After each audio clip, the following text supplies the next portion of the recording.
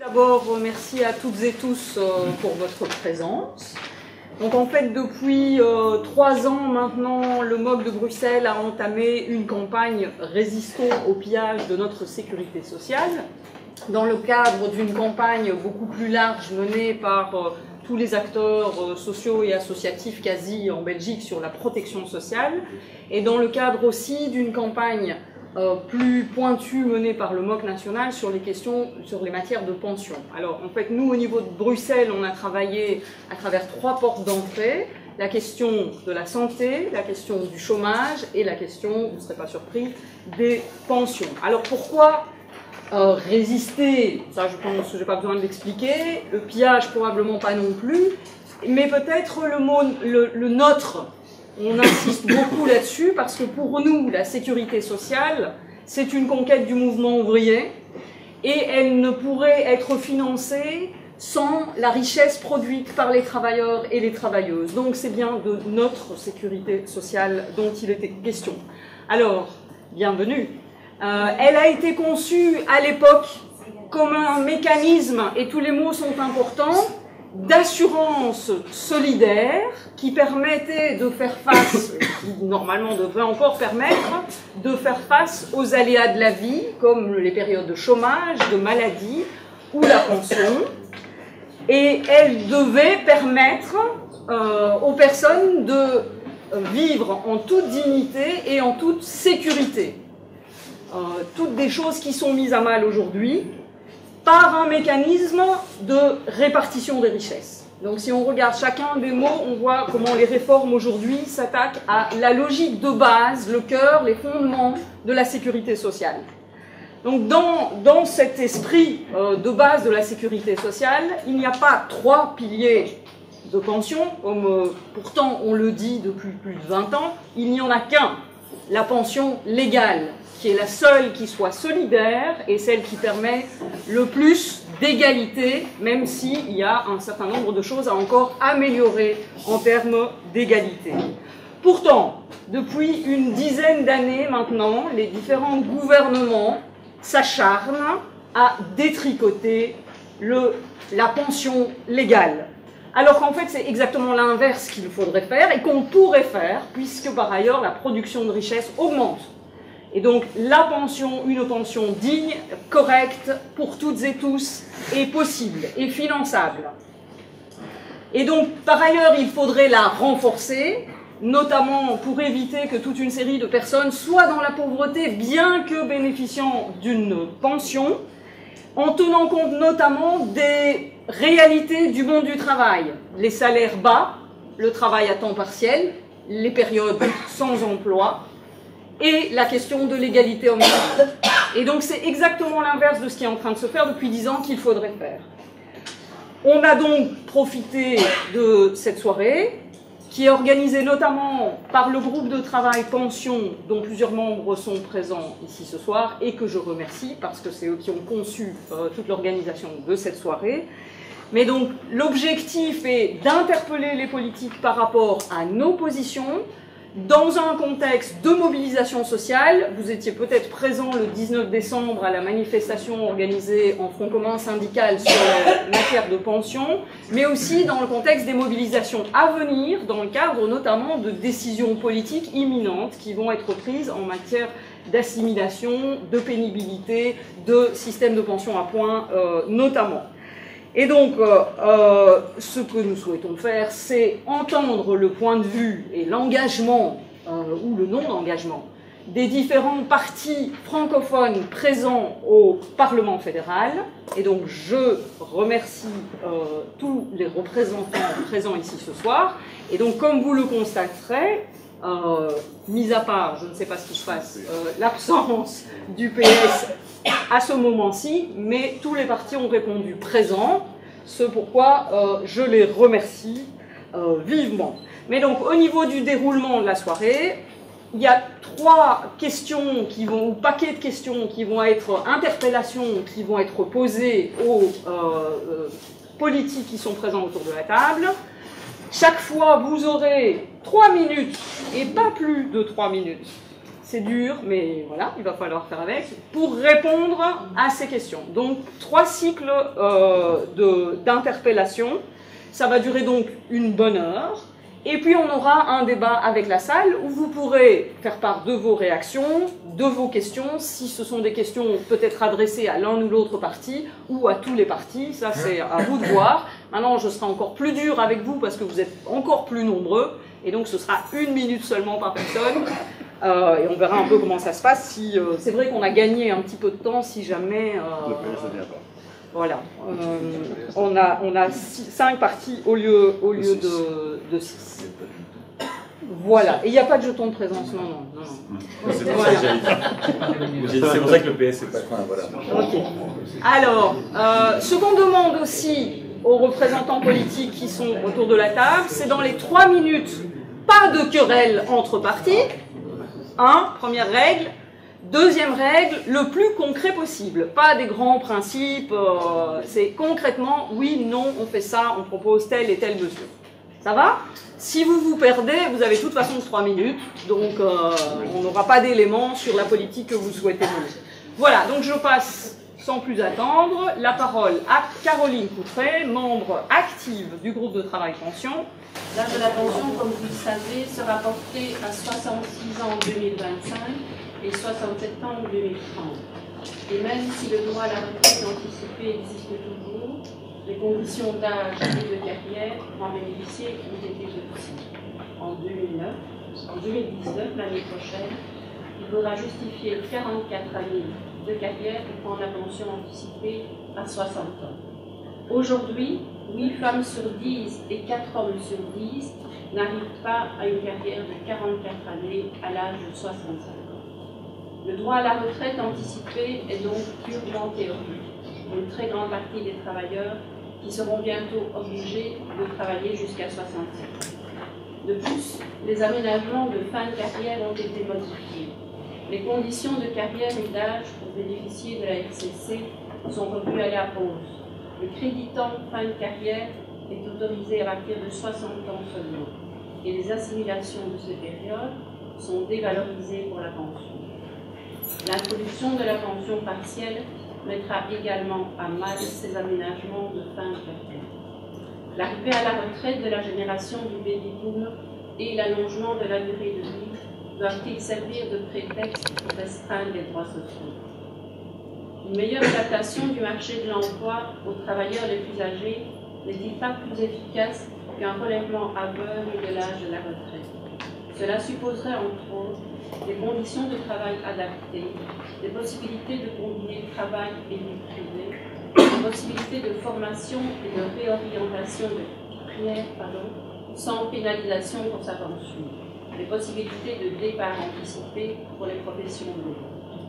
Revenir sur l'allongement des carrières devrait permettre d'augmenter dans l'emploi des jeunes, de restreindre le travail à temps partiel auquel sont contraintes de nombreuses femmes et aussi de préserver la santé des travailleurs du travail. Tenant compte de ces éléments, porter l'âge légal de la retraite à 67 ans est-il inéluctable? Alors, Monsieur Boucher, délégué général du MR, à vous la parole. Tout d'abord, merci et merci pour l'invitation. Je ne vais pas perdre trop de temps puisqu'on n'a que 3 minutes. Simplement, il faut voir la différence entre l'âge légal et l'âge effectif de départ à la retraite.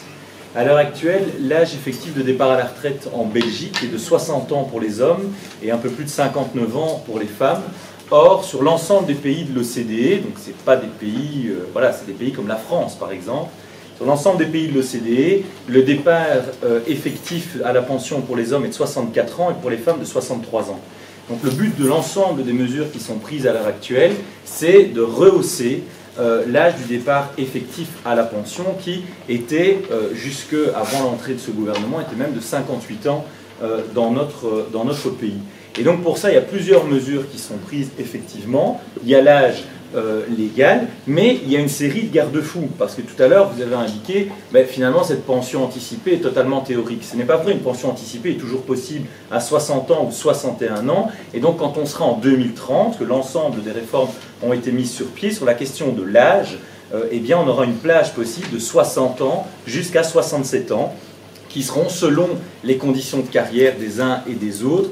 Et donc, par exemple, si vous avez commencé à 16 ans, bien évidemment, vous pourrez vous arrêter à 60 ans, qui sera selon les conditions de carrière des uns et des autres différentes. Oui, mais vous vous arrêtez à 61 si vous avez commencé à 18.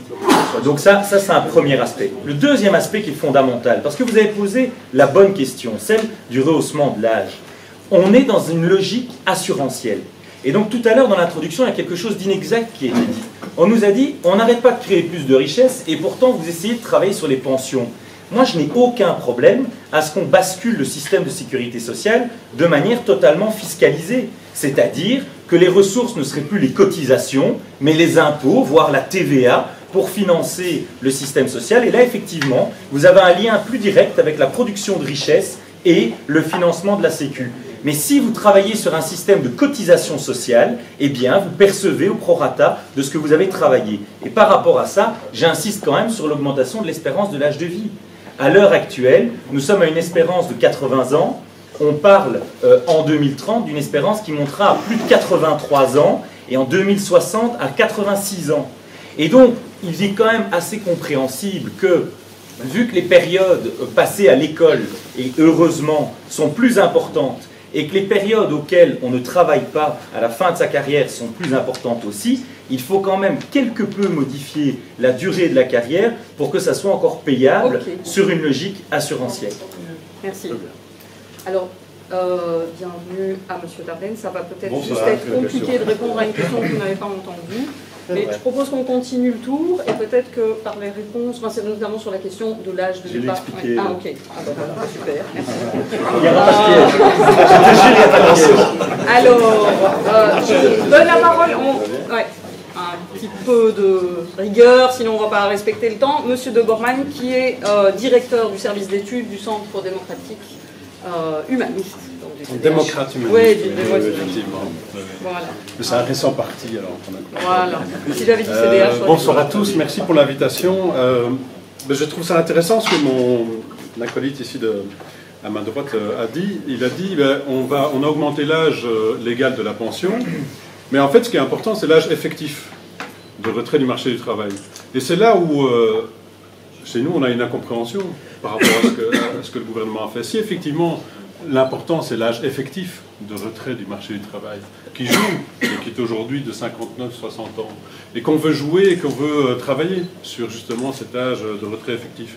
Mais alors quelle est l'utilité d'aller augmenter l'âge légal de 65 à 67 ans, sachant que ce sont justement ceux qui sont déjà le plus fragilisés sur le marché de l'emploi, et je pense notamment aux femmes, qui vont avoir le plus de difficultés d'avoir et d'atteindre les 67 ans. Si au final, le seul résultat, c'est de faire basculer d'une branche à l'autre de la sécurité sociale les personnes qui sont amenées à travailler plus longtemps, on n'a pas gagné grand-chose, et on voit d'ailleurs déjà aujourd'hui qu'il y a une forte augmentation des invalides.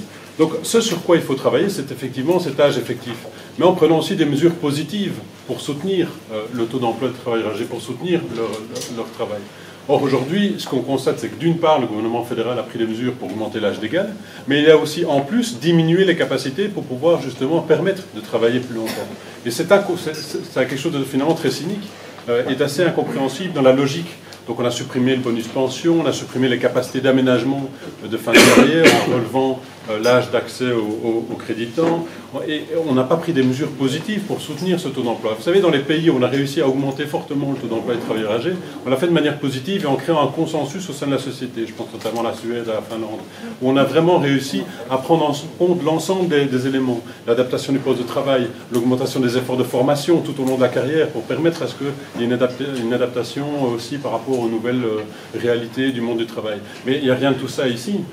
Et donc on n'est certainement pas dans le cadre d'un consensus. Le gouvernement travaille aussi sans tenir compte de la concertation qui est évidemment essentielle dans ce domaine-là, pour tenir compte aussi d'aménagements qui sont nécessaires. Donc ce que nous on dit par rapport à ça, c'est travaillons sur l'âge effectif de manière positive pour soutenir le taux d'emploi des travailleurs âgés, pour d'ailleurs soutenir l'ensemble des travailleurs, des catégories de travailleurs qui ont un taux d'emploi inférieur à la moyenne, si on veut effectivement soutenir le financement de la protection sociale. C'est ce sur quoi il faut pouvoir travailler, c'est notre intention en tout cas. Ok, super. Enfin, au niveau du temps. Alors, Monsieur Dardenne ? Allez, Donc, député fédéral PS. Donc, si j'ai bien compris la question, parce que je ne l'ai toujours pas entendue, mais mon pensais que vous voisin m'a étiez évoqué, briefé. c'était l'âge de la pension. Alors, clairement, au niveau du PS, notre intention, c'est de ramener l'âge de la pension à 65 ans. Et je pense qu'on aurait dû maintenir à 65 ans l'âge légal de la pension. Et c'est d'ailleurs ce que tous les partis avaient dit avant les élections. Mais ça a été autrement au début de cette législature. On est passé à 67 ans de manière brutale, et c'est un faible mot de le dire. Je pense qu'on aurait dû maintenir 65 ans et qu'on doit revenir à 65 ans comme âge pivot. Comme âge pivot, avec la possibilité d'avoir des pensions anticipées à 60 ans. À 60 ans. Parce que c'est vrai que, et j'ai entendu ça en arrivant, que l'espérance de vie est de 80, peut-être demain 83, et tant mieux, on peut s'en réjouir. Mais je crois qu'il y a un élément important aussi, c'est l'espérance de vie en bonne santé. Et cette espérance de vie en bonne santé, elle n'est que de 64,5 et elle est tellement disparate. Elle est tellement variable en fonction du métier, du milieu socio-économique dans lequel on vit. Et je crois qu'il faut tenir compte de ça. Il faut tenir compte de ça et donc obliger les gens à aller jusqu'à 67 ans, je pense que c'est une erreur fondamentale. C'est une erreur fondamentale parce que c'est vrai qu'il faut augmenter l'âge moyen réel de prise de la pension. Et là, notre pays est en dessous de la moyenne européenne. Et la moyenne européenne ne doit pas être nécessairement la référence. Je crois qu'il faut augmenter cela, mais augmenter cela dans la capacité de le faire. Et donc il faut avoir des incitants et des conditions de travail qui permettent de le faire. Donc il faut à la fois des incitants et des conditions de travail qui permettent d'arriver à tendre vers 65 ans. Et ça, je pense que c'est l'élément essentiel. Parce que quand on n'a pas la capacité d'aller jusqu'à 67 ans, qu'est-ce qui se passe? Soit on est licencié par son employeur, soit on tombe en maladie, invalidité. Et on a réglé le problème? Pas du tout. On n'a pas réglé le problème, on a transféré d'un pan de la sécurité sociale vers un autre.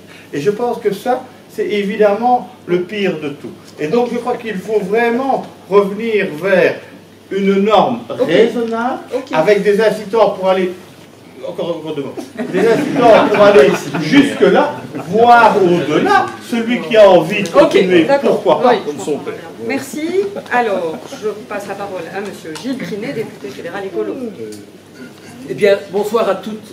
Merci pour l'invitation, merci pour le débat, merci pour l'engagement. Soyons de bon compte, il y a un enjeu que nous ne devons collectivement pas nier, c'est l'enjeu du papy-boom.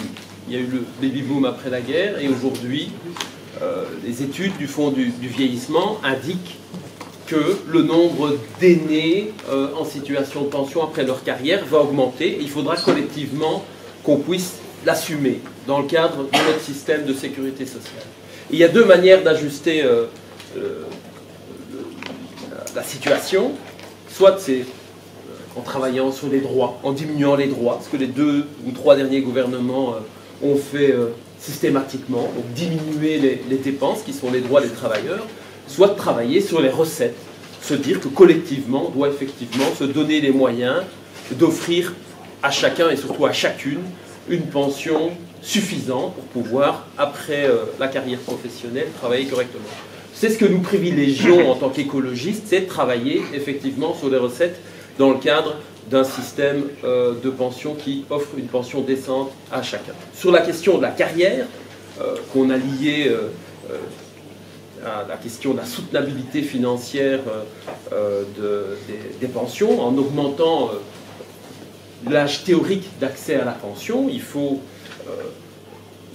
dénoncer ce discours qui dit que l'objectif est d'augmenter la durée de la carrière effective. L'objectif est surtout de payer des pensions moindres aux travailleurs, parce que par ailleurs, on ne s'est pas donné les moyens d'augmenter l'âge effectif de l'accès à la pension. Les formations ne sont plus accessibles aux travailleurs au-delà de 50 ans, qu'on a supprimé le créditant, par exemple, à temps partiel, qui permet... Ok, vous avez 3 minutes, je vous propose vraiment de... Je termine là.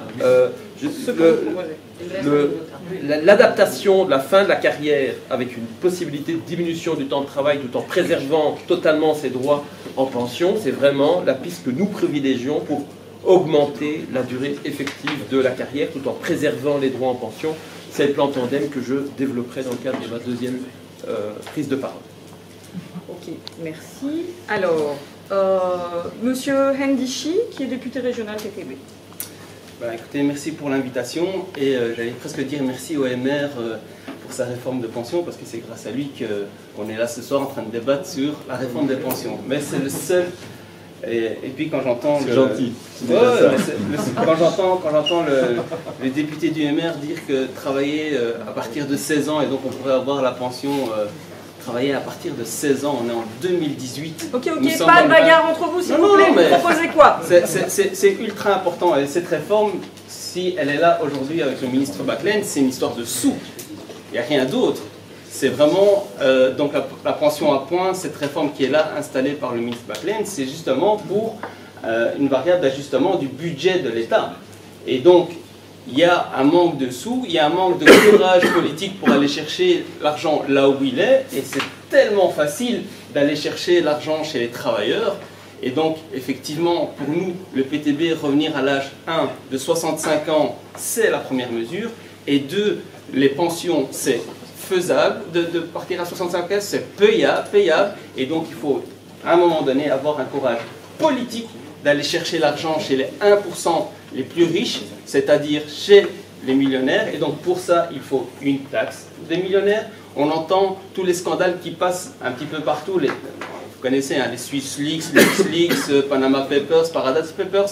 Si on prenait que 10% de cette fraude fiscale, écoutez, ce soir, moi je serai à la maison, je ne serai pas en train de débattre ici, même si on est entre gens bien et c'est super sympa, on n'aurait pas besoin de cette réforme de pension. Ça, c'est ultra important de pouvoir le savoir. Cette réforme de pension, elle est juste due à un problème budgétaire et à un moment donné, il va falloir inverser la logique d'aller tout le temps mettre à mal les travailleurs et d'aller à un moment donné chercher l'argent véritablement là où il est. Et donc ça, c'est vraiment une contre-réflexion qu'on voudrait amener et à un moment donné, il faudra du courage politique sur base d'un mouvement social fort pour pouvoir réussir à aller le chercher.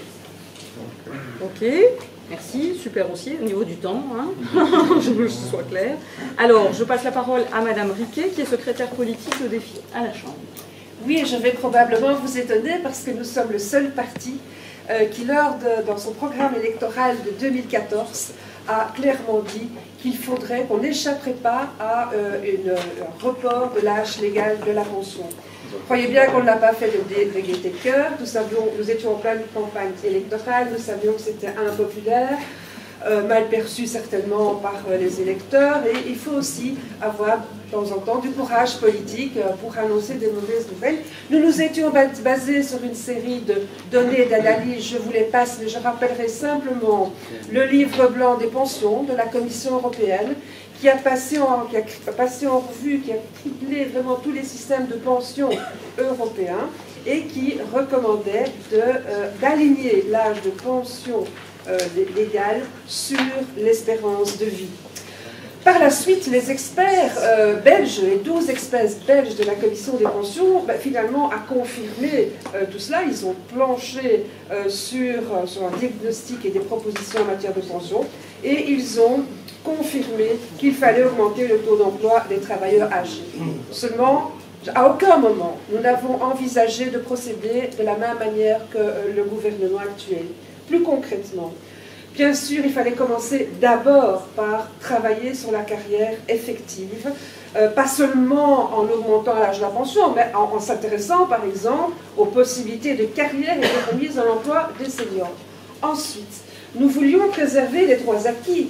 Il n'est pas question pour un État de venir en une fois rompre des promesses qui ont été faites depuis des années. Et donc, nous voulions opérer un virage avec des nouveaux venus sur le marché de l'emploi. Enfin, Ce n'était qu'à partir de 2025 que nous envisagions d'augmenter progressivement le minimum, l'âge minimum de la retraite. Et donc c'est vrai qu'il fallait résoudre un tas de problèmes avant, notamment la question de la pénibilité qui n'est toujours pas résolue. Il ne fallait pas procéder par petites réformes successives qui génèrent la méfiance chez les gens, parce que finalement les gens ne voient plus du tout vers où on va, n'ont plus une vue d'ensemble. Ok, on limite à vos propositions. Bref, en conclusion, d'accord pour l'objectif à 67 ans, pas d'accord sur la méthode ni le tempo, et nous souhaitons remettre au cœur du débat sur les pensions la concertation sociale qui est malmenée dans ce dossier-ci comme dans les autres.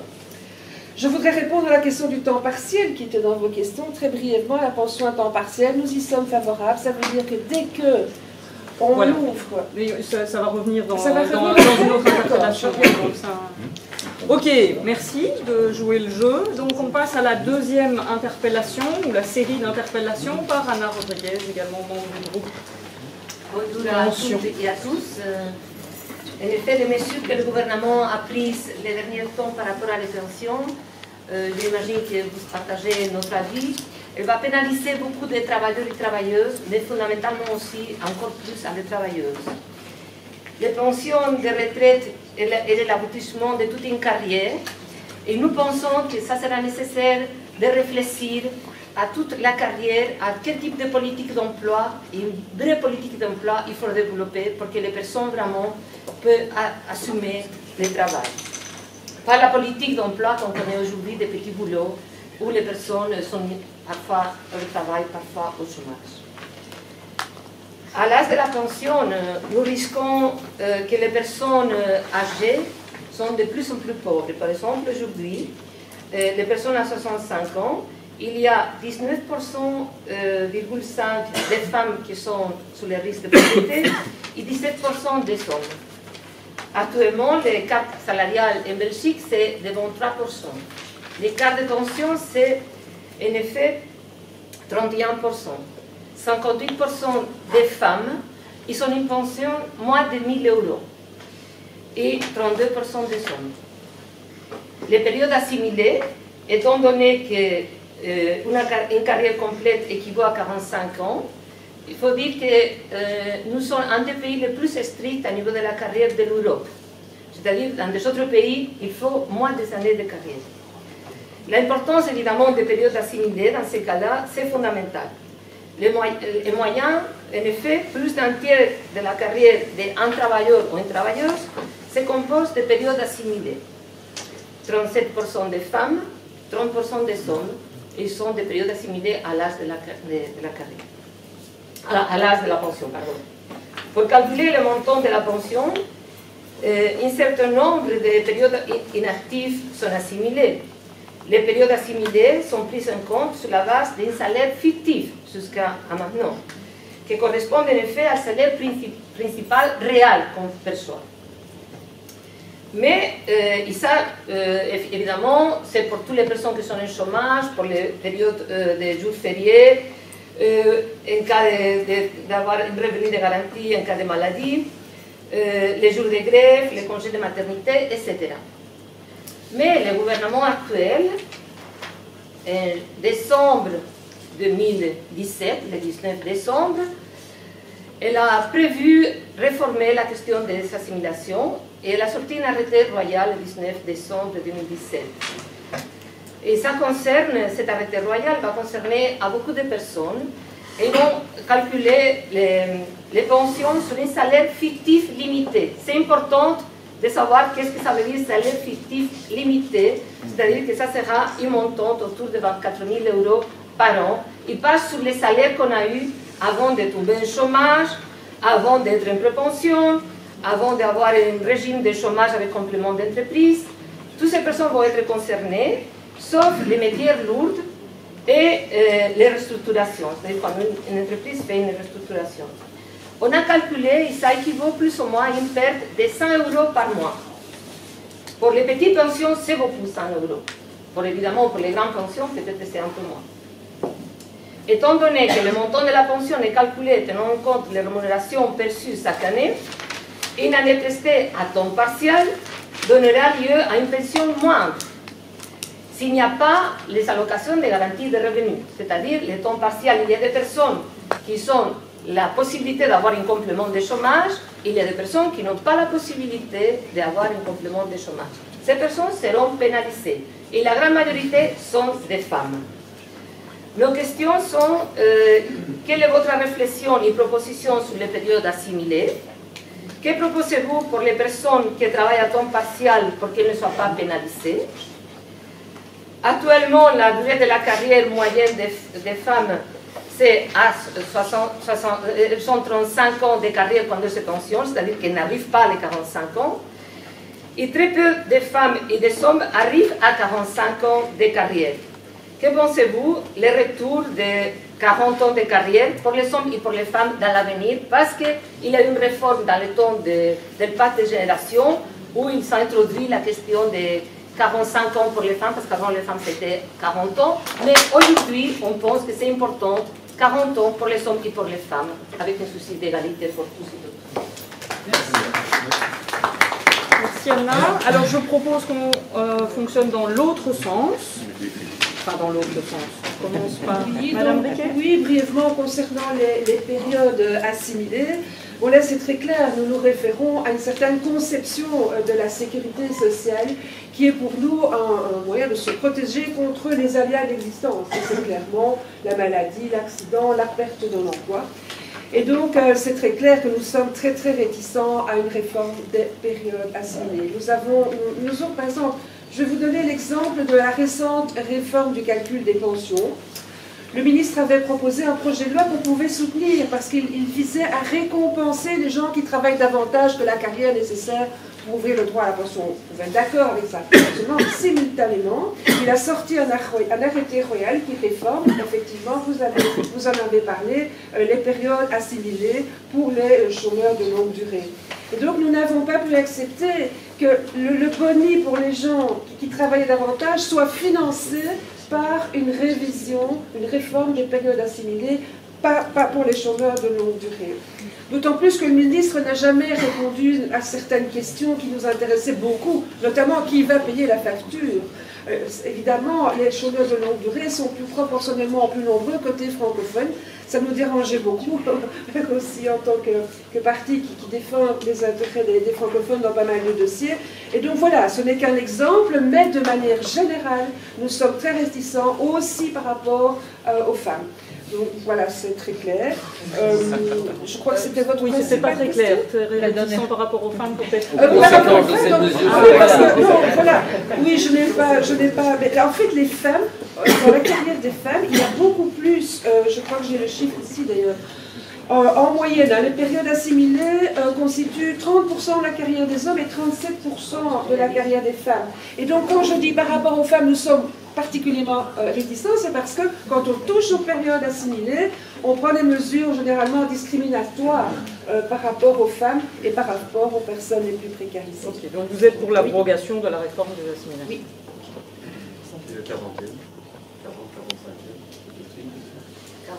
Alors 40-45e, je crois que j'avais plus ou moins répondu dans la première question, puisque j'ai clairement pris position en faveur d'une augmentation des carrières et d'un relèvement progressif de l'âge de la retraite à condition qu'on respecte toute une série de conditions que je n'ai pas eu le temps de développer, mais donc c'est implicite qu'un retour avec des carrières de 40 ans me paraît difficile. Je voudrais bien, hein, je vous assure, moi j'aimerais bien dire que c'est comme ça. Hein. Quand j'ai commencé à travailler, c'était 40 ans pour les femmes, mais voilà, je ne peux pas. Merci, monsieur Ndichy. Oui, je pense que c'est important de dire que l'austérité touche premièrement les femmes.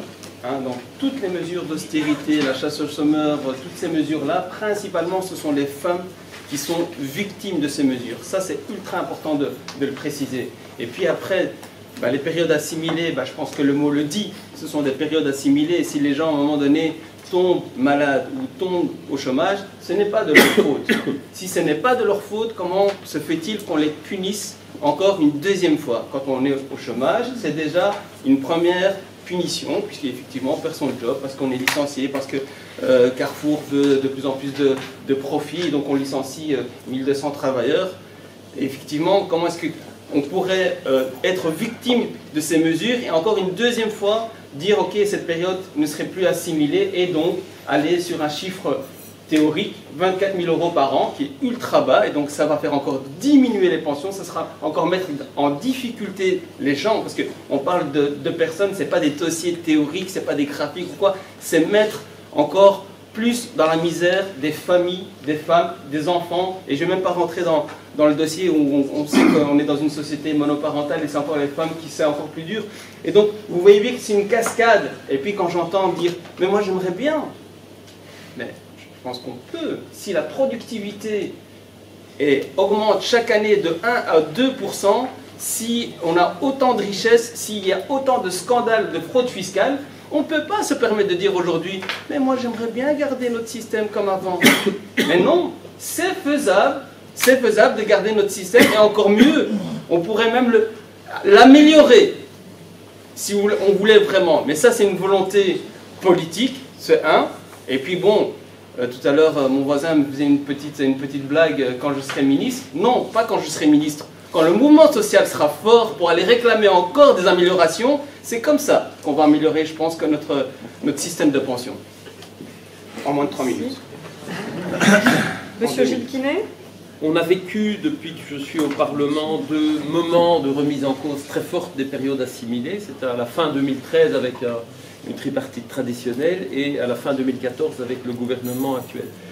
C'est une très mauvaise mesure pour 3 raisons. D'une part parce qu'effectivement, elle touche, on l'a dit, principalement les femmes parce qu'elles ont davantage de périodes assimilées dans leur calcul de pension en fin de carrière, parce que ça augmente le niveau de pauvreté des pensionnés et donc tous les coûts qui sont liés à l'augmentation de la pauvreté, paradoxalement, et que ça nuit au partage du temps de travail, parce que les périodes assimilées, c'est aussi la remise en cause du créditant. Qui dit créditant dit du temps non travaillé comme travailleur, pendant lequel on est remplacé par un autre travailleur. Donc il faut plutôt inverser la tendance, et nous, notre modèle que j'ai amorcé tout à l'heure, c'est le plan tandem, c'est permettre à des travailleurs à partir de 55 ans, comme ça se passe dans les secteurs non marchands de la Fédération Wallonie-Bruxelles, de diminuer leur temps de travail en conservant un niveau de salaire un peu diminué, mais assez proche de ce qu'il était, et d'être remplacé par des travailleurs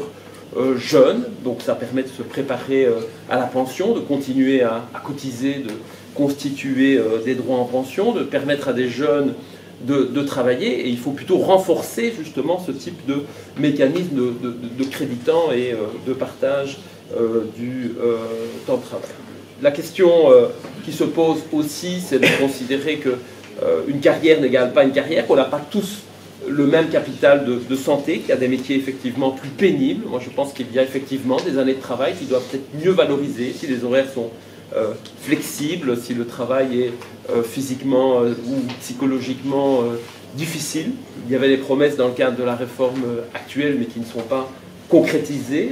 Les propositions qui ont été mises sur la table par les syndicats qui étaient assez fines ont été rejetées et par le banc patronal et par le gouvernement. C'est particulièrement dommageable, parce que je pense qu'un système de pension juste demain doit mieux tenir compte de la lourdeur de chaque année travaillée. Un cuisinier, une institutrice maternelle, un ouvrier du bâtiment, quelqu'un qui travaille pendant la nuit, on doit pouvoir accepter qu'il ait une carrière moins longue et des droits en pension équivalents. Donc là, il faut absolument moderniser notre système de pension. C'est une autre proposition que je vais mettre sur la table.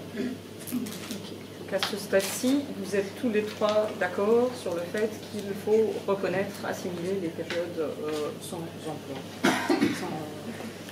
Alors, on continue le temps, monsieur Deborman. Nous, on est attachés au principe d'assurance dans la sécurité sociale et notamment en matière de pension. Le principe d'assurance, il précise qu'on paye ses cotisations durant sa carrière et puis on reçoit une pension en fonction aussi des cotisations que l'on a versées.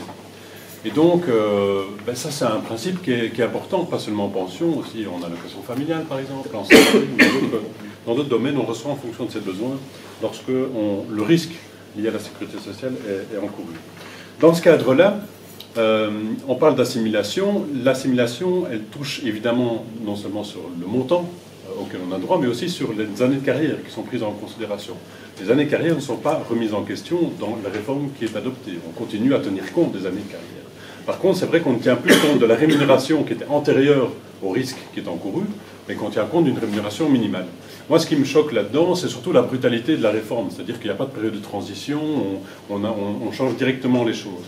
Par contre, sur le plan des principes, le fait qu'au moment où on acquiert la pension, on tienne compte du fait qu'on est cotisé différemment dans sa carrière selon des périodes de chômage ou d'invalidité ou selon le moment où on travaille, sur le plan des principes, c'est quelque chose que je peux comprendre dans sa cohérence. Le vrai problème derrière, c'est le problème que les pensions minimales sont trop basses et qu'en réalité on arrive trop difficilement d'une part au niveau de la pension minimale, puisqu'il y a beaucoup de personnes qui n'arrivent pas à ce niveau de pension minimale parce qu'elles n'ont pas assez d'années de carrière, et deux, que lorsqu'elles y arrivent, ce montant est trop bas.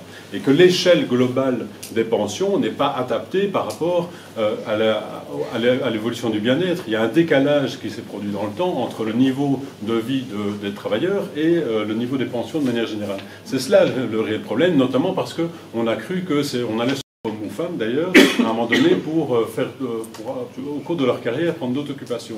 Et qui, au moment où elles arrivent à la pension, ben, pas de chance, leur couple se sépare et n'ont plus droit à la pension. On a beaucoup de femmes en particulier qui se retrouvent dans des situations de grande pauvreté parce qu'elles ont réduit leur temps de travail à un moment donné, alors pour permettre justement à ce que leur conjoint puisse travailler à temps plein.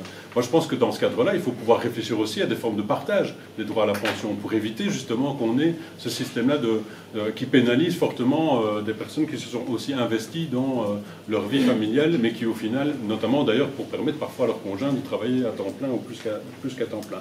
Une dernière question quand même, c'est sur l'assimilation des années d'études, parce que c'est aussi des assimilations qui sont importantes. Je pense qu'il y a une grande hypocrisie par rapport à cette question de l'assimilation des années d'études, puisqu'en réalité on demande à des gens qui sont jeunes de payer 1 500 € par année d'études qu'ils ont réalisées, à un moment où en réalité, ben, cet argent-là, franchement, ils en ont besoin pour faire autre chose, pour acheter un logement, pour s'investir dans leur vie de ménage. Cette assimilation-là aussi, c'est vraiment une hypocrisie dans le système actuel. Ok, je vous ai laissé un peu déborder parce que vous aviez été très discipliné la première fois, mais pas deux fois. Voilà. Alors, Monsieur Boucher. Oui. En fait, c'est assez intéressant, c'est parce que tout ce qui semble apparaître comme des critiques du système, c'est en fait une remise en cause de la logique assurantielle. Et donc, j'arrête pas d'entendre parler de fraude fiscale, etc. Il faut comprendre, ça n'a rien à voir. Ce sont les cotisations sociales. Et donc, si éventuellement une grande réforme, un grand soir devait intervenir, il faut peut-être revoir la logique assurantielle. Mais en tout cas, ce qui est certain, c'est que la position du gouvernement, c'est au contraire de la renforcer. Ça veut dire de renforcer plus celui qui travaille, parce que, à l'heure actuelle, je vais vous donner quelques exemples. Si vous aviez une carrière complète de 47 ans, donc vous aviez 2 ans de plus que la carrière complète, eh bien on ne calculait votre pension que sur 45 années. Autre exemple de quelque chose qui était inacceptable, si dans votre carrière vous avez 10 ans d'années non travaillées, parce que vous êtes en chômage, et que vous avez 20 ans de carrière où vous travaillez, eh bien vous aviez droit à la pension minimum. Par contre, si vous aviez travaillé 29 ans, vous n'aviez pas accès à la pension minimum. Donc nous, notre logique, c'est de faire en sorte que les années réellement travaillées soient mieux récompensées et qu'on puisse créer un incitant justement à rester au travail. Alors les périodes assimilées, on nous présente ça comme si on avait touché aux périodes d'invalidité ou des choses de ce type-là. Ça n'est pas vrai. La seule réforme qui a été faite sur les années assimilées, c'est celle relative à la 2e période de chômage dans une carrière, où effectivement, à partir de la 2e période de chômage, on calcule à partir de cette réforme, non pas sur la base de votre dernier salaire, mais sur la base d'un revenu minimum qui est à 23 841 €. Et c'est sur cette base-là qu'on va calculer votre pension. Il faut savoir que cette réforme n'est que la prolongation de la réforme précédente prise en 2013, où là, ce n'était pas la 2e période chômée, mais à la 3e période chômée. Donc on n'est pas non plus dans une révolution copernicienne telle qu'on souhaite le présenter. Juste une chose pour aller dans le sens aussi qui a été indiqué pour l'aménagement des fins de carrière. La pension partielle, c'est un projet du ministre Baclen. C'est l'idée de dire on va pouvoir prendre sa pension, mais on pourra continuer partiellement sur le côté et d'avoir une cotisation qui continue à se faire pour sa pension. Donc à ce titre, je crois qu'il y aura peut-être des points de convergence avec certains contradicteurs que j'ai entendus. Enfin, un tout dernier point, puisque je vois qu'on est sur 1 minute, c'est la question de la pénibilité. La question de la pénibilité, contrairement à ce qui vous a été dit, la volonté du gouvernement est d'aboutir pour janvier 2019. Et à l'heure actuelle, il y a eu des discussions, on a laissé 1 an aux partenaires sociaux de trouver un accord, on a avancé sur certains points, puisqu'il y a 4 catégories de critères qui ont été fixés pour déterminer la pénibilité, parce qu'il faut quand même quelque chose d'objectif. Il y a également des enveloppes budgétaires qui ont été arrêtées. On a des accords qui ont bien avancé avec 2 syndicats sur 3 dans la fonction publique. Et donc, à partir du moment où pour le secteur privé, il n'y a pas eu d'accord entre les partenaires sociaux, ça c'est la logique démocratique, le gouvernement doit assumer ses responsabilités. Et comme je vous l'ai indiqué, le but est d'atterrir pour 2019. Et il y a toute une série d'autres réformes qui sont gelées tant que la question de la pénibilité n'est pas réglée. Ok. Monsieur Dardenne. Beaucoup de thèmes dans une seule question, mais je vais embrayer sur l'intervention de mon voisin. Alors, le caractère assurantiel veut dire que tout est basé sur le travail. Et je crois entendre M. Baclaine. Ça prouve qu'il y a une cohérence. Heureusement, heureusement, au moins entre vous. Au moins entre vous. Enfin, on ne va pas rentrer dans ces détails. Maintenant, je crois qu'il faut quand même se rendre compte que les périodes assimilées, les périodes de maladie, de chômage, de repos de maternité, les périodes où on s'occupe de la membre de sa famille, ça fait partie de la vie d'un travailleur. Ça fait partie de la vie d'un travailleur et ce n'est pas, en fait, des choix nécessairement. C'est parfois non voulu, c'est parfois nécessaire dans des circonstances familiales. Et donc, je pense que nous avons une divergence totale quand on dit qu'on ne peut que donner une pension liée aux années travaillées. Et quand vous dites, chers voisins, qu'il n'y a que l'une ou l'autre petite attaque à ces périodes assimilées avec la deuxième période de chômage, qui n'est jamais que le prolongement de ce qui a été fait avant, on pourrait en discourir longuement, et je m'inscris totalement en faux par rapport à ce que vous dites. Mais quand j'entends que dans le dossier pénibilité, et j'attends quand il va venir, parce que soi-disant, à cause de la NVA qui dit que le maire est trop gentil, ça n'arrivera jamais. Les 67 ans, c'est arrivé, ça. Mais la pénibilité, ça n'arrivera probablement jamais. Et si ça arrive, ça sera peanuts. Et donc, en fait, on a leurré tout le monde sur le thème. Mais dans le dossier pénibilité, qu'est-ce qu'on dit? C'est que ça sera le travail effectivement presté. Et donc là, c'est nier totalement les périodes assimilées. Au-delà de ça, au-delà de cet aspect clairement d'attaque aux périodes assimilées, et où tout le monde n'a pas l'opportunité, la chance de travailler 45 ans, c'est une double peine. Et nous, ce que nous disons, c'est que cette assimilation de cette période, elle doit être complète. Parce que sinon, on va tomber dans la pauvreté. On voit déjà que les pensions sont, pour la plupart, en dessous du seuil de pauvreté. Et il faut renforcer les pensions pour les carrières incomplètes, parce que c'est le cas de beaucoup de personnes. C'est le cas de beaucoup de personnes, et c'est pourquoi nous avons déposé une proposition de loi au Parlement pour dire que les pensions doivent atteindre 110% du seuil de pauvreté. C'est un élément qui nous paraît fondamental. Alors par rapport, parce que je ne voudrais pas éluder la question des 40e, je ne voudrais pas éluder la question des 40e, moi je pense en tout cas que le régime femmes et hommes doit être équivalent. Il ne doit pas y avoir un régime différencié. Et les 40e, c'est un thème qui doit être réfléchi, mais je crois que ce qui est important, c'est d'intégrer la pénibilité et intégrer surtout le taux de remplacement. Le taux de remplacement, où il ne peut plus y avoir une différenciation entre 60%, 75% en fonction du régime familial. C'est un élément. Voilà, donc on arrive à la 3e interpellation. Gilles Monfroy, animateur du groupe Pension. Bon, il y a déjà beaucoup de choses qui ont été traitées évidemment en discussion. Dans le groupe Pension, vous comprenez notamment, je tiens à rappeler, il y avait des travailleuses et des travailleurs de la région bruxelloise, des femmes, des hommes de tous âges, des personnes avec et sans papier, avec ou sans travail, différents types de contrats, voilà. Donc dans ce groupe, on a discuté pas mal de choses qui ont déjà été évoquées par mes collègues. Et là, je vais revenir sur 2 points de principe, je dirais. La première question, c'est est-ce qu'on est vraiment prêt à défendre le modèle assurantiel de sécurité sociale, comme certains l'ont déjà évoqué, et que Myriam a bien rappelé au début du débat. Aujourd'hui, quand on travaille, on cotise. On cotise pour ceux qui sont aujourd'hui même pensionnés, qui bénéficient d'une assurance maladie, d'une allocation de chômage, etc., etc. Bref, ceux qui bossent en ce moment même, cotisent en ce moment même pour ceux qui en ce moment même ont des besoins, parce que les aléas de la vie ont fait que... Voilà. Et en cotisant, en même temps, on gagne un droit futur pour que nous aussi on soit couverts. Et tout le monde est couvert, c'est obligatoire, c'est pour tout le monde, et donc c'est aussi assez solidaire avec des mécanismes de plafond, de plancher, etc. C'était assez bien pensé, ça date d'une période où on n'avait pas beaucoup d'argent, c'était 1945, le pays était à genoux, et pourtant on l'a fait. Voilà, donc ça c'est le système aujourd'hui. Le problème c'est que maintenant on vient avec un nouveau gros projet de réforme qui n'a pas encore été discuté ce soir, mais je pense que c'est très important qu'on y vienne. C'est le fameux système de la pension à points, qui est quelque part, Georges Boucher parlait de révolution copernicienne, c'est un peu le début de la fin du système de pension tel qu'on l'a connu jusqu'ici. Au moins dans l'esprit de la plupart des gens, c'est-à-dire que d'un principe d'assurance, de sécurité sociale, on va passer à un principe d'insécurité fondamentale.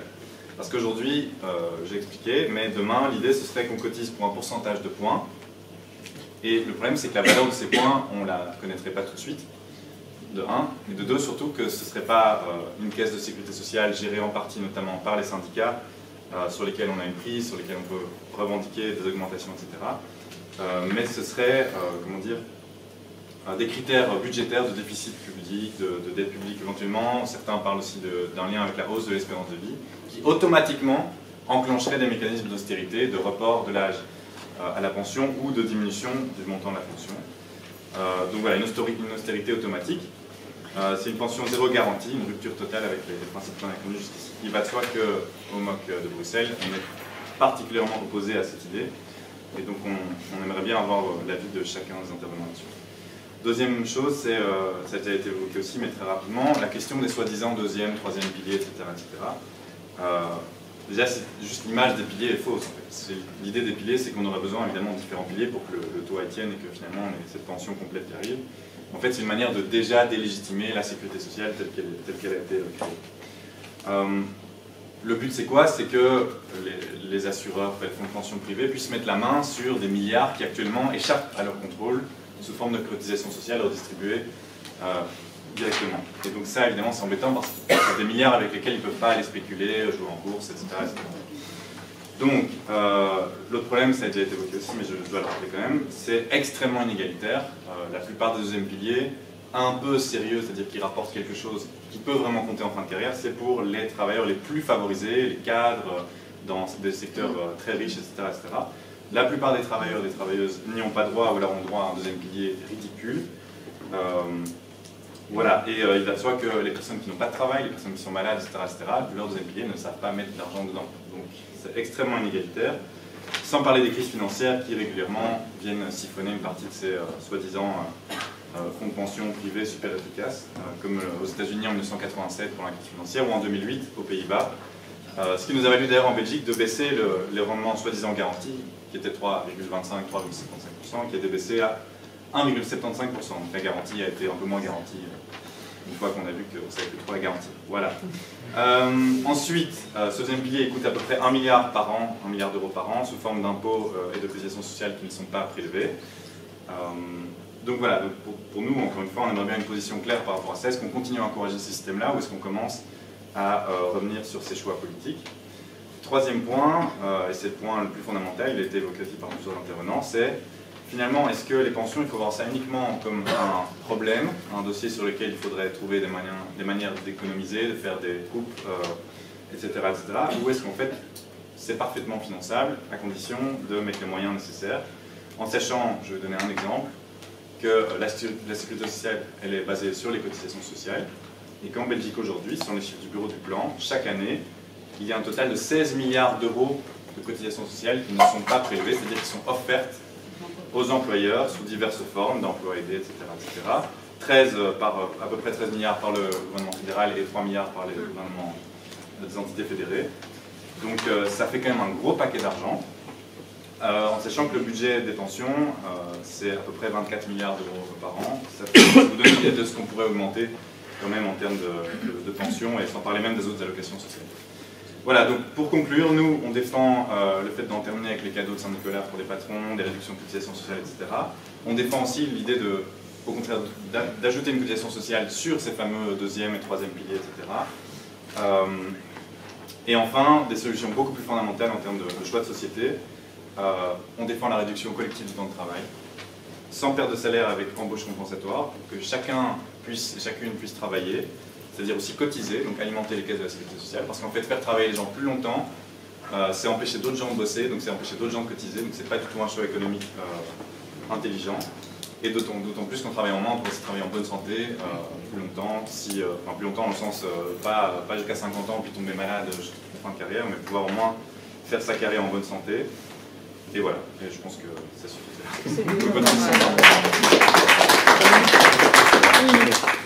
Mais bon, vous aurez encore un petit peu de temps dans le débat, hein, vous pouvez glisser, parce qu'effectivement, il y a au moins 4 questions. Je propose qu'on commence par M. Doberman, et puis on fait comme ça. C'est bien parce que le champ des questions est assez réduit, donc c'est facile d'y répondre en 3 minutes. Mais je trouve ça intéressant parce qu'on arrive ici maintenant vraiment sur les questions de l'architecture globale du système, et c'est là vraiment, je pense, que ce qui est le plus important.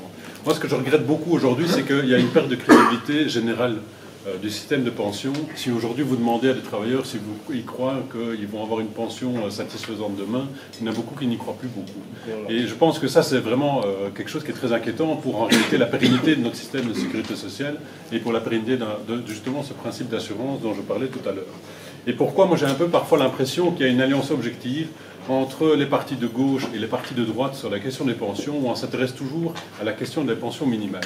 La pension minimale, c'est important, mais c'est parfois aussi un peu important de regarder ce qui se passe aussi un petit peu au-dessus de l'échelle. Parce que cette perte de crédibilité, elle est aussi liée au fait que le taux de remplacement pour les travailleurs qui ont un peu plus, qui ont travaillé toute leur carrière, qui donc arrivent parfois sur les tranches intermédiaires, voire en fait assez rapidement au plafond de pension, cela aussi nécessite d'avoir des pensions qui sont satisfaisantes. Pourquoi? Parce que sinon, et c'est là où je parlais d'alliance objective, on se réfugie derrière les deuxièmes piliers, et le troisième pilier qui n'est rien d'autre qu'un encouragement à l'épargne, un deuxième pilier qui est extrêmement inégalitaire, qui ne profite en réalité que ceux qui ont déjà les pensions les plus intéressantes, qui ont déjà les carrières les plus intéressantes. Or, il faut pouvoir... Le premier pilier, on l'a dit tout à l'heure, est celui qui est beaucoup plus solidaire et qui permet à chacun de profiter de une pension en fonction de ce qu'il a cotisé.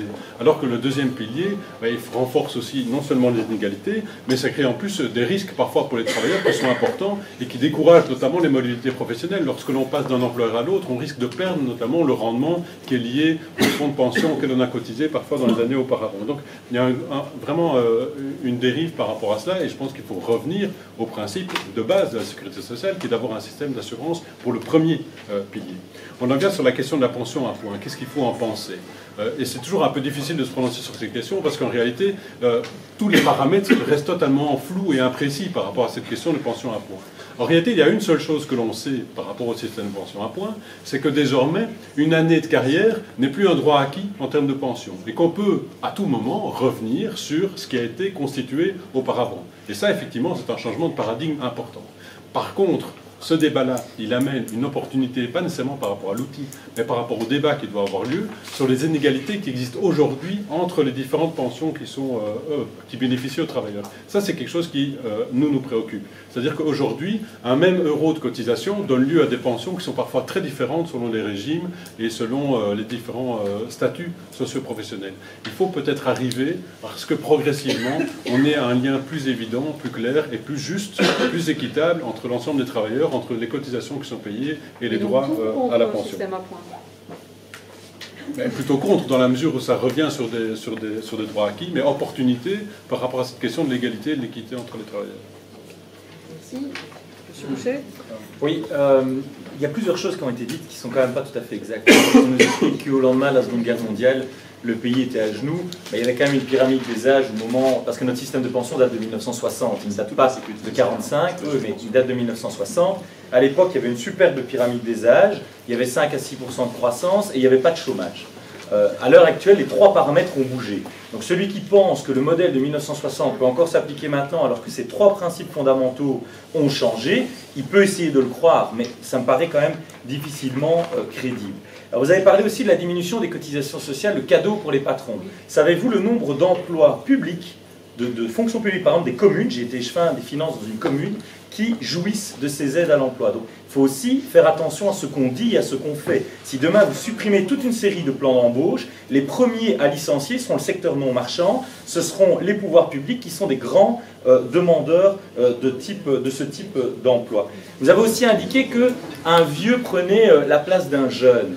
Vous devez savoir que dans toutes les économies où le taux de chômage des jeunes est élevé, le taux d'activité des aînés est faible. La meilleure preuve, c'est qu'en Belgique, le taux d'activité des gens de 60 à 64 ans est de 23%. Dans le reste des pays de l'OCDE, il est de 43%. Et dans le reste de ces pays, il y a aussi des pays scandinaves, où le taux de chômage des jeunes est beaucoup plus faible que chez nous. Donc il n'y a aucune corrélation dans aucun autre pays, mais vous pouvez le croire, c'est une conviction, des gens croient en Dieu mais ne l'ont toujours pas vu. Eh bien, vous pouvez toujours croire que ce que vous dites est juste, mais moi je ne l'ai vu nulle part. Alors pour répondre directement à votre question, il y a un problème qu'a évoqué mon voisin, c'est effectivement les régimes spéciaux.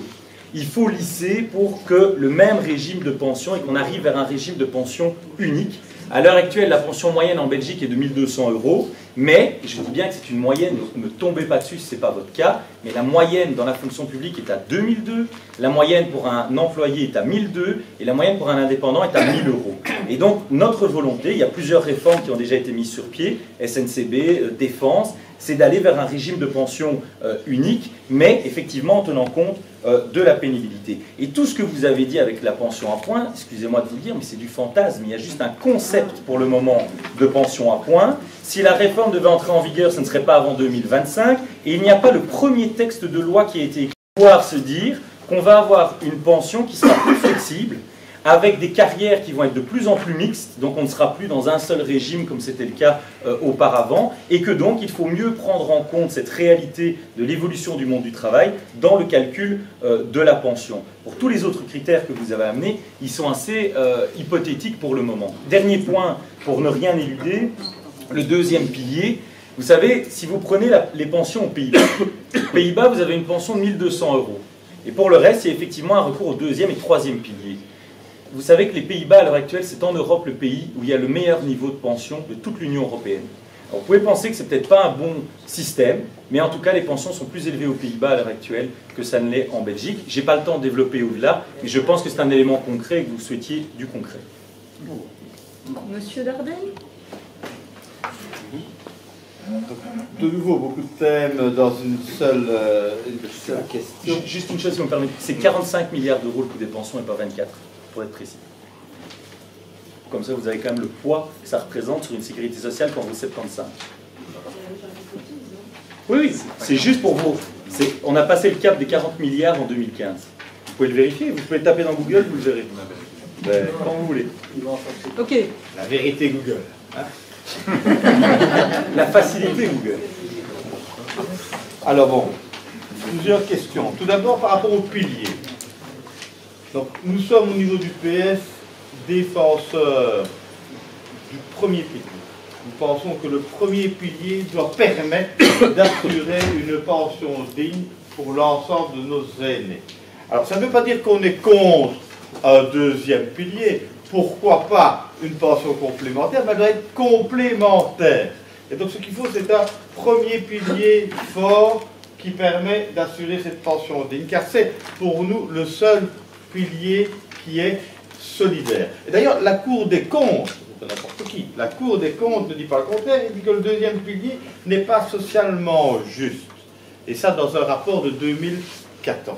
Et on constate que le deuxième pilier, d'ailleurs, dans le cadre de réformes menées par le gouvernement actuel, a diminué les taux garantis. Et donc, qu'est-ce que cela donne encore comme complément aux pensionnés de demain?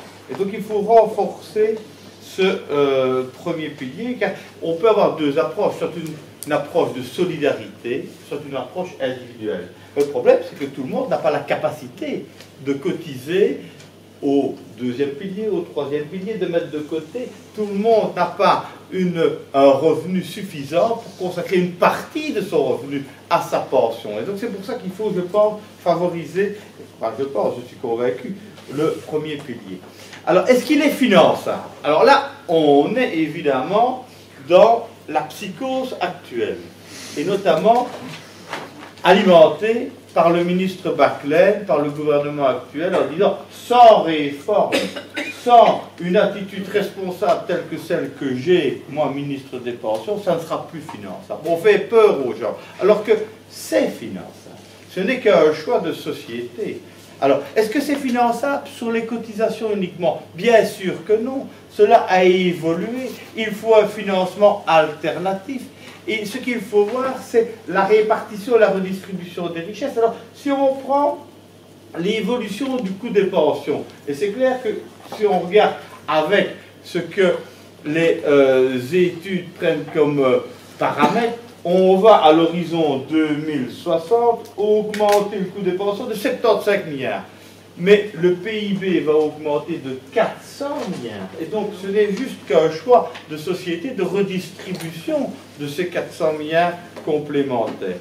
Alors, au-delà de ça, et je terminerai par là parce que je sais que le temps est compté, la pension à points. Alors, la pension à points, ça pourrait être simplement une logique intellectuelle, arithmétique, mathématique. Le problème, c'est ce qui se cache derrière. C'est qu'avec ce système à points, on remet en cause le caractère garanti de la pension, le caractère transparent aussi de celui-ci. Et il y a deux éléments qui me perturbent fondamentalement dans ce système à points, qui me dérangent profondément. C'est la valeur du point, qui n'est pas garantie. Et c'est clairement, s'il n'y a pas de texte, je me demande comment le ministre va en concertation avec les interlocuteurs sociaux, il y a quand même déjà des éléments, il n'y a pas de texte définitif, je suis d'accord avec mon voisin. Au Parlement, on discute. Si le texte devait apparaître quand il est sur la table du Parlement, ben, ça se saurait. Donc il y a quand même des éléments de négociation sur base de texte, et clairement, il n'y a pas de garantie par rapport à la valeur de points, et c'est l'insécurité totale pour les travailleurs, et au-delà de ça, c'est la non-transparence, et donc l'insécurité personnelle. Donc vous êtes c'est ça qui me dérange, et donc je aussi. suis contre le système tel qu'il est imaginé. Ok, merci. Alors, je propose de passer... je ne sais plus comment j'ai fait. Vous avez commencé. On a fait comme ça. Madame Riquet? Oui. Préserver le caractère assurantiel et même renforcer la sécurité sociale, oui. Mais alors, il faut avoir le courage de revoir son financement. Ça, ce n'est pas possible de continuer à le faire peser sur le travail. Et plus spécifiquement pour les pensions, ça fait longtemps que nous plaidons pour l'introduction d'un système de capitalisation dans le premier pilier des pensions. C'est-à-dire que, comme vous l'avez dit à juste titre, ce qui se passe maintenant, c'est que l'argent il rentre et il ressort tout de suite pour payer les pensions aujourd'hui. C'est un système de répartition. Nous disons, il faudrait envisager de prélever une partie de ce qui rentre et de le placer, mais pas n'importe où. Pas comme dans le deuxième et le troisième pilier, évidemment. Le but n'est pas de rémunérer les actionnaires, bien que nous n'ayons rien contre ce fait dans le cadre des autres piliers, mais bien d'avoir une capitalisation collective, gérée de manière publique, c'est-à-dire que tous les bénéfices reviendraient aux assurés, donc aux pensionnés. Et pourquoi? Parce que le capital participerait au financement des pensions, et plus uniquement la répartition. Je ne dis pas qu'il faut supprimer la répartition, mais il faut la consolider et il faut la renforcer par d'autres mécanismes. En ce qui concerne la sécurité sociale dans son ensemble, c'est peut-être un autre débat, il faut peut-être envisager d'autres élargissements, d'autres financements alternatifs. Je crois que si on veut ça, c'est une question de volonté politique. Je peux développer davantage si vous le souhaitez, mais ça, je pense qu'on ne peut pas faire l'économie de ce débat-là si on veut préserver et renforcer. La pension à points. Alors là, je pense qu'il faut distinguer un mécanisme de pension à points qui pourrait avoir des avantages, notamment la flexibilité. Dans un mécanisme de pension à points, plus besoin de fixer un âge légal de la retraite. Hein. Fini la pension à 67 ans, ça peut être très flexible, vous commencez plus tôt, vous terminez plus tôt. Donc ça peut avoir des avantages, vous pouvez toujours traiter les périodes assimilées, enfin, ça peut avoir des avantages. Le problème, c'est la valeur du point. Et là, je pense qu'il y a eu un dérapage à un moment donné, que je ne m'explique pas. Parce que les experts qui ont planché sur le mécanisme à points sont maintenant très fâchés sur le gouvernement parce qu'ils disent « Ah, mais dans nos travaux, il n'a jamais été question que le gouvernement puisse sortir de son chapeau chaque année une nouvelle valeur du point. » Ce qu'ils voulaient, et ça je trouvais que c'est une piste qui n'a pas suffisamment été étudiée, c'est un consensus social sur un taux de remplacement. C'est-à-dire qu'on préserve le pouvoir d'achat, il y avait moyen de préserver le pouvoir d'achat des pensionnés par rapport aux actifs. Ça, il faut un consensus social sur un taux de remplacement à terme, à la pension. Et ça, je trouvais que c'était intéressant. Pourquoi? Parce que ça permet de mettre le pouvoir d'achat des pensionnés à l'abri de certaines fluctuations économiques, ça pouvait être très intéressant. Et puis, on pouvait quand même avoir une garantie. Si on met ça dans un cadre légal, si on laisse gérer ça par les partenaires, avec les partenaires sociaux et le gouvernement, il y avait des pistes intéressantes dans ce rapport des experts. Et là, je dis, bon, nous ne rejetons pas d'office un mécanisme à points. Il faut encore une fois voir dans quelles conditions, et je peux développer quelques conditions si vous le souhaitez. Alors, au niveau des piliers, moi je pense qu'il ne faut pas les supprimer, les deuxième et les troisième piliers. Ils ont leur rôle, mais ils ne peuvent pas avoir comme conséquence ou comme corollaire de fournir un prétexte pour laisser le premier pilier s'effriter et pour ne pas défendre le premier pilier. Donc voilà, c'est en gros notre position. Ok, merci, M. Ndichi. Ok, premier élément, si le ministre Baclen n'a pas passé le texte au Parlement, il faut peut-être rappeler que c'est parce que le mouvement social s'est mis en marche et on a eu 40 000 personnes dans les rues de Bruxelles le 19 décembre. Ça, c'est un élément ultra important. Et ce matin-là, le ministre Baclen était à toutes les radios de Belgique pour dire effectivement, je vais prendre un peu plus de temps pour la concertation, pour réfléchir sur le texte, et je ne vais pas venir, pas avant le printemps. On voit ici que les services publics sont en train de lancer un deuxième mouvement, ça c'est ultra important, et on entend déjà le ministre Baclen dire, bon ok, ça va prendre un peu plus de temps, et pas avant juin. Donc ça c'est ultra important, c'est pas parce que M. Baclen ne veut pas déposer, c'est que voilà, il a un élément. Ma proposition du parti, voilà, nous on est contre le deuxième pilier et le troisième pilier. Je pense qu'un seul pilier, je pense que ici sur la banderole, ce qui est ultra important, c'est le nôtre, c'est le nous solidaire, parce qu'ici il faut être clair, il y a une attaque frontale à ça. C'est-à-dire que chacun doit un petit peu se démerder, doit un petit peu se débrouiller tout seul, et qu'il y ait des mesures individuelles. Si tu as les moyens et tu peux cotiser dans une assurance privée, tant mieux pour toi. Si tu n'as pas les moyens, qu'est-ce que je te dise, mon pauvre garçon? C'est de ta faute. Je pense que pour nous, c'est ultra important de garder ce modèle de sécurité sociale, de pension pour tout le monde. Et bon, voilà, les chiffres ont été cités dans le contexte de la question. Il y a assez d'argent. On voit qu'il y a 13 milliards au niveau fédéral de cotisations patronales. Rappelons que les cotisations patronales, c'est aussi notre salaire différé. C'est le salaire des travailleurs. Donc, c'est assez facile pour un ministre de faire des cadeaux quand c'est pas son argent. Hein. Tiens, un cadeau, c'est pour toi. Et de toute façon, c'est pas mon fric, c'est pas trop grave. Donc ça, c'est ultra important. Les cotisations patronales, 13 milliards au niveau fédéral et 3 milliards au niveau de toutes les autres régions. Donc 16 milliards sont déjà là. C'est notre argent. Ça, je pense que c'est ultra important de le dire. C'est notre argent, c'est notre sécurité sociale, c'est nos pensions à nous. Et si à un moment donné, le mouvement ouvrier a réfléchi d'une manière collective, je pense qu'aujourd'hui, en 2018, on doit pouvoir réfléchir dans la même sorte. Et il y a ici le mot résister. À un moment donné, on résiste pour aller d'une manière offensive, pour aller vers comme tout à l'heure je vous l'ai dit, une amélioration de cette sécurité sociale, une amélioration du système de pension, et comme si aujourd'hui, dans le cadre dans lequel on réfléchit, il n'y aurait pas d'alternative. Il y a une alternative, et à un moment donné, c'est comme je vous le disais tout à l'heure en introduction, il va falloir, à un moment donné, réfléchir autrement, à contre-courant, aller chercher de l'argent là où il est. Et monsieur, tout à l'heure du MR, nous disait, les cotisations patronales, c'est une chose, la fraude fiscale en est une autre. C'est vrai, mais pour nous, c'est un plus l'autre, qui va, à un moment donné, va falloir pour améliorer tout ça, pour remplir les caisses de l'État. Et je pense qu'il n'y a pas d'autre alternative pour une vision de société qui englobe le nôtre et pas le je. Donc j'imagine que pour le système de pension à points, vous avez compris. On ne va pas répondre à cette question.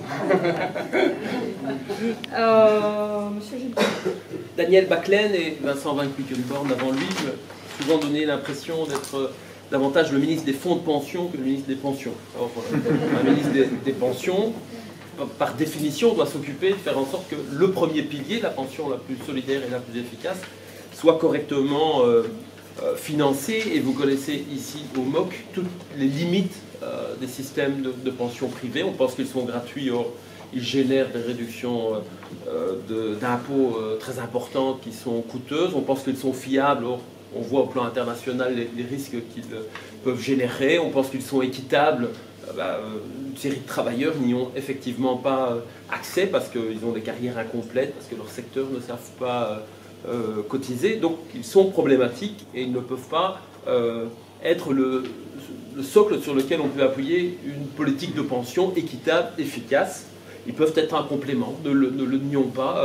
Et je pense que les représentants des travailleurs, quand ils ont un deuxième pilier, doivent être davantage attentifs aussi aux placements qui sont réalisés. Parce qu'on citait les fonds de pension aux Pays-Bas, mais c'est les acteurs économiques les plus dangereux par les placements financiers qu'ils réalisent à court terme. Et souvent, ils sont à l'origine de licenciements de travailleurs. La pension à points, c'est un gadget. Il y a un côté intéressant dans la pension en points, dans la lisibilité proposée dans le futur système de pension, mieux percevoir les droits futurs qu'on pourra obtenir, sortir de cette boîte noire qui est aujourd'hui la pension.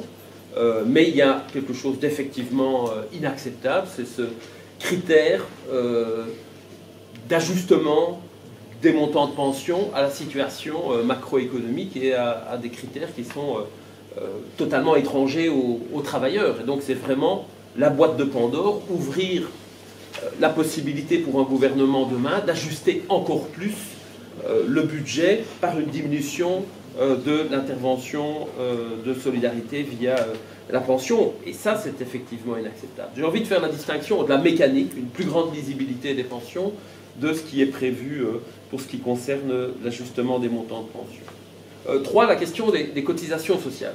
Je pense que la sécurité sociale est aujourd'hui effectivement malade. Des voitures de société qui remplacent des salaires, des flexi-jobs qui vont se développer dans plus de secteurs, du paiement par certaines banques d'une partie du salaire en monnaie virtuelle et d'units chez BNP Paribas, de la concurrence entre le mauvais emploi et le bon emploi. Donc ça, il y a une véritable difficulté à ce niveau-là et il faut mettre en place un financement alternatif garanti, solide de la sécurité sociale sur base d'autres revenus que ceux du travail, mais pour garantir des interventions en matière de pension, mais aussi dans les autres piliers de la sécurité sociale. Je pense notamment à la santé. Et ça, il n'y a aucune proposition sur la table. Pour moi, c'est un enjeu d'un prochain gouvernement. C'est un financement alternatif solide de la sécurité sociale, par exemple, via une cotisation de solidarité généralisée, un traitement fiscal équivalent des revenus du capital et du revenu du travail pour avoir une meilleure progressivité et une capacité de financer la solidarité. Okay. Merci. Alors, je pense qu'on a fini notre premier tour. Il nous reste 2 minutes. Attends. Dans les questions, si tu veux après, dans le tour des questions pour tout le monde. Oui, mais voilà. Donc, juste une petite mise en exergue des différences de positionnement par rapport à nos revendications. Donc, sur la question du retour en arrière par rapport aux 67 ans, le MR et DEFI, donc vous pourrez intervenir après pour me corriger si j'ai pas bien compris, mais le MR et DEFI ne sont pas d'accord avec nous, assez clairement. PS, Écolo et le PTB sont d'accord avec nous, et le CDH est nuancé. Sur la question du rejet de la réforme des assimilations, alors le MR évidemment soutient les choix qui vont être faits. Alors, sont d'accord avec nous DEFI, le PS, Écolo et le PTB, et nuancer le CDH. Sur la question du système de pension à points, l'EMR le défend. Oui.